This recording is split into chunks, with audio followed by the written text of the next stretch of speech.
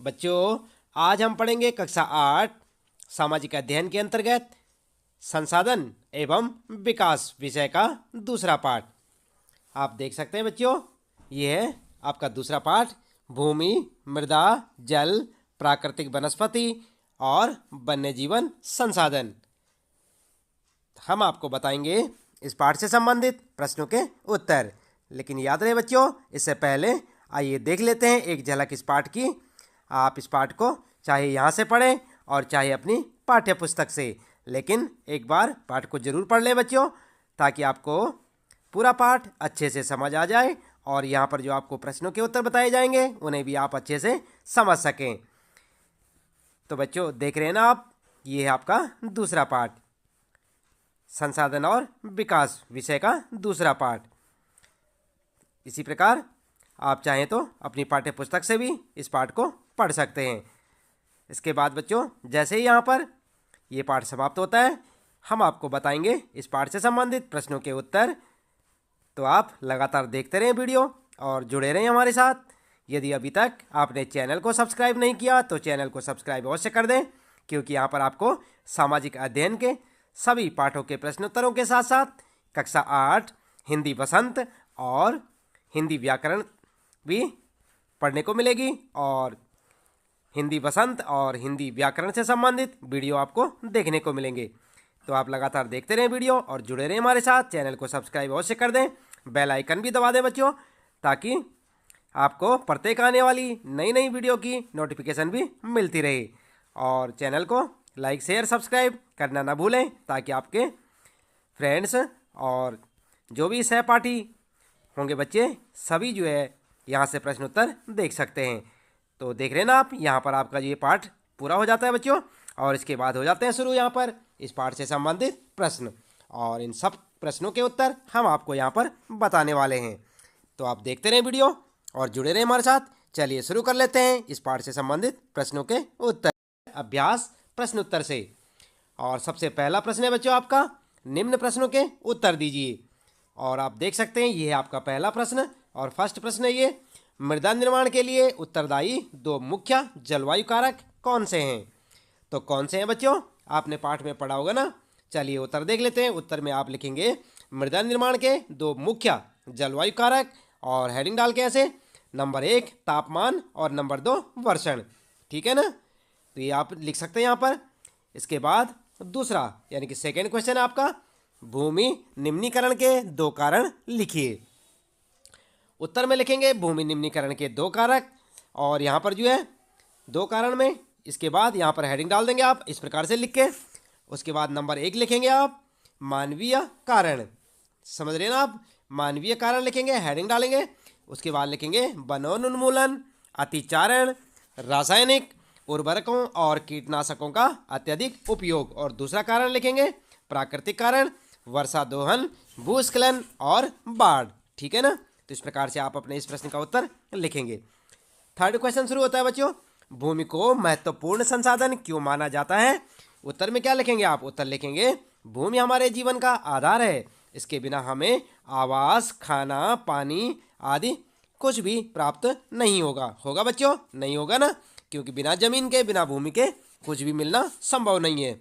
इसके बाद बच्चों अगला प्रश्न शुरू होता है आपका, किन्हीं 2 सोपानों के नाम बताइए जिन्हें सरकार ने पौधों और प्राणियों के संरक्षण के लिए आरंभ किया है। तो आप देख रहे हैं ना प्रश्न, ये आपका अगला प्रश्न, किन्हीं 2 सोपानों के नाम बताइए जिन्हें सरकार ने पौधों और प्राणियों के संरक्षण के लिए आरंभ किया है। उत्तर में आप लिखेंगे, उत्तर लिखेंगे 2 सोपान, और हेडिंग डाल के लिखेंगे नंबर 1 जैव मंडल निश्चय तथा राष्ट्रीय उद्यानों की स्थापना, और नंबर दूसरा लिखेंगे अवैध शिकार और कटाई आदि पर रोक लगाना।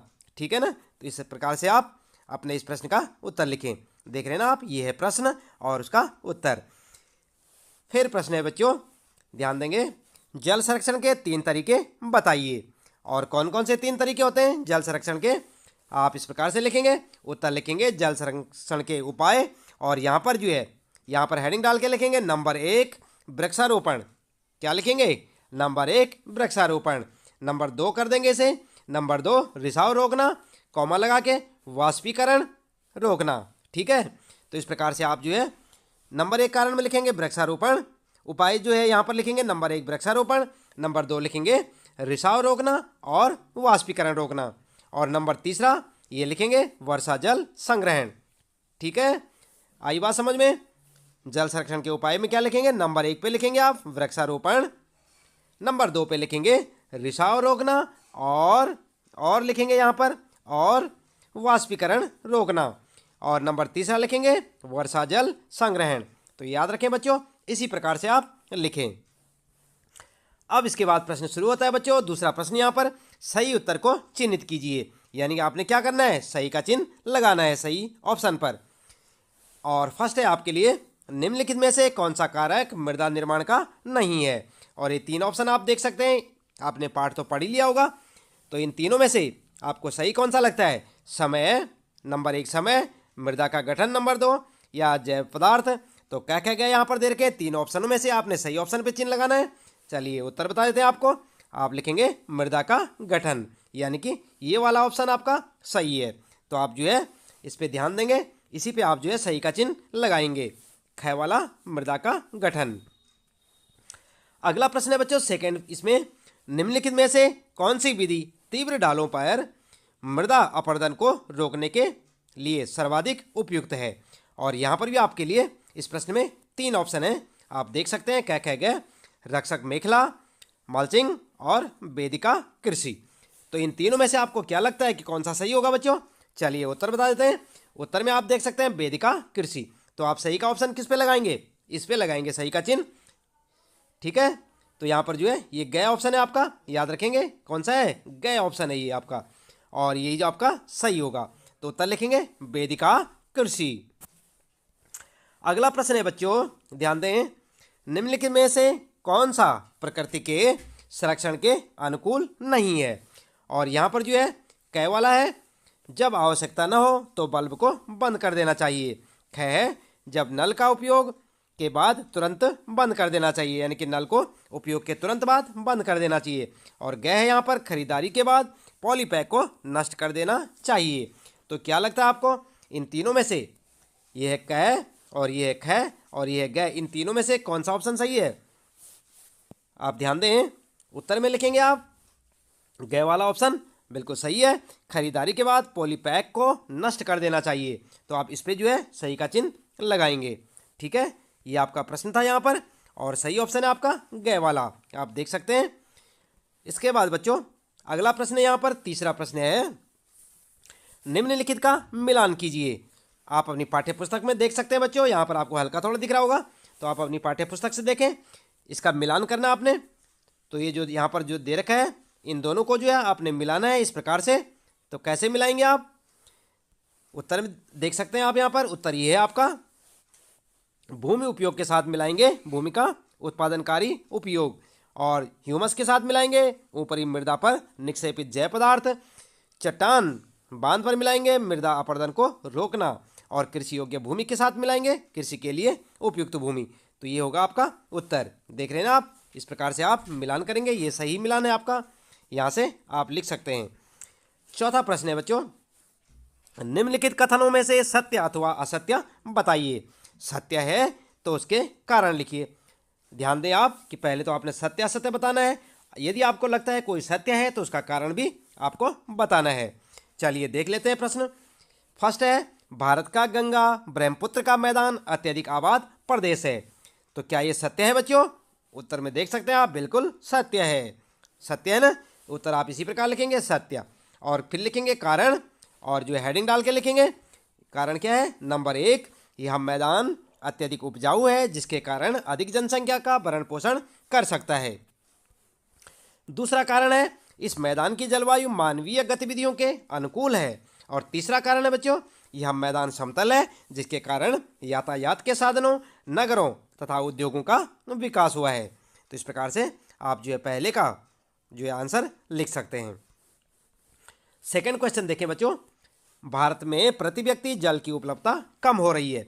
तो ये सत्य है या असत्य है, इसका क्या कारण है, ये सब आपको लिखना है। तो जल की कमी तो हो रही है, आप भी जानते हैं, तो ये क्या है, सत्य है। और कारण क्या है बच्चों, कारण में लिखेंगे आप नंबर 1, भारत की जनसंख्या तेजी से बढ़ रही है। दूसरा कारण लिखेंगे प्रदूषण के कारण जल दूषित हो रहा है। लोग गंदगी कर देते हैं ना जल में, पानी में, इसलिए वो प्रदूषित हो रहा है। इसके बाद तीसरा प्रश्न है बच्चों, तटीय क्षेत्रों में पवन गति रोकने के लिए वृक्ष कतार में लगाए जाते हैं, जिसे बीज की फसल उगाना कहते हैं ना, बीज की फसल, यानी कि एक पौधा, दूसरा पौधा, तीसरा पौधा, चौथा पौधा, ऐसे कतार में लगाए जाते हैं पौधे। और इन्हें क्या कहते हैं, बीच में खेती होती है, फिर इस साइड में जो है पौधे लगे होते हैं ना चारों तरफ से। तो कतार में क्यों लगाते हैं, तो यहाँ पर लिखेंगे आप, बिल्कुल सत्य बात है ये। और कारण लिखेंगे, कारण ये है कि पवन गति को रोकने के लिए वृक्ष कतारों में लगाए जाते हैं, ताकि जो है जो हवाएं, तेज हवाएं चलेंगी, उनसे क्या होगा, उनका प्रेशर थोड़ा कम हो जाएगा, ताकि मृदा का अपरदन कम हो, यानी कि मिट्टी उड़े नहीं। ठीक है ना, तो इस प्रकार से आप लिख सकते हैं।